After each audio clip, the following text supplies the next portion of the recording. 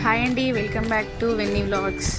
అందరికీ ముందుగా మహాశివరాత్రి శుభాకాంక్షలు అండి. నేను మా విలేజ్ మధ్యరాలండి. మా విలేజ్లో ఉన్న స్వయంభూ పార్వతీ రామలింగేశ్వర స్వామి దేవస్థానానికి వచ్చామండి. మా విలేజ్లో ఏంటంటే శివుడు అనేది స్వయంగా వెలిసారండి మా విలేజ్లో. ఇది మా విలేజ్లో ఉన్న దేవస్థానం అండి. ఇది కళ్యాణ మండపము, దేవుడి కళ్యాణం జరిగే చోటు అండి. ఇది వేప చెట్టు అండి. ఇది ఒక 100 years పూర్వీకులు పెట్టిన చెట్టు అండి. అది అప్పటి నుంచి అలానే ఉంది అనమాట. ఇది ముందు ఎంట్రన్స్ అండి, గుళ్ళోకి వెళ్ళే ఎంట్రన్స్. ఇది గజస్తంభం అండి. శ్రీ పార్వతీ రామలింగేశ్వర స్వామి దేవస్థానం అండి. ఇది మా విలేజ్లో శివుడు అనేది వెలిసారండి. దీనికి పూర్వీకులు చెప్పిన ప్రకారం అయితే ఒక పెద్ద స్టోరీ ఉందండి. దాన్ని కూడా మీకు కావాలనుకుంటే నేను ఒక ఫుల్ వీడియో తీస్తాను. నంది అండి. చాలామంది భక్తులు వచ్చాయండి. అసలు శివరాత్రి రోజున మనం శివుణ్ణి జపం చేస్తూ ఉండాలి అండి. మనం అనుకునేవన్నీ అవుతాయి. చూడండి ఎలా డెకరేట్ చేశారో. హర హర మహాదేవ శంభో శంకర. మనసులో అలా జపం చేస్తూ ఉండండి. శివుడు మనం అనుకునే అన్నీ నెరవేరుస్తాడు. చాలామంది భక్తులు వచ్చాయండి. మా విలేజ్లో ప్రత్యేకత ఏంటంటే శివుడు అనేది స్వయంగా వెలవడం వల్ల వేరే ఊర్లో నుండి కూడా మా విలేజ్కి వస్తారండి. వచ్చి వేరే విలేజ్ నుండి కూడా వచ్చి మా విలేజ్లో ఉన్న స్వయంభూ శ్రీ పార్వతీ రామలింగేశ్వర స్వామిని దర్శించుకుంటారు. మనం అనుకునేవన్నీ నెరవేరుస్తాడండి శివుడు.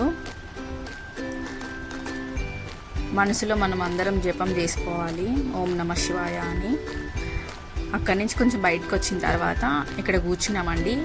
ఇక్కడ కూర్చుంటే ప్రశాంతతగా ఉంటుంది. దేవుడిది రథం అండి ఇది.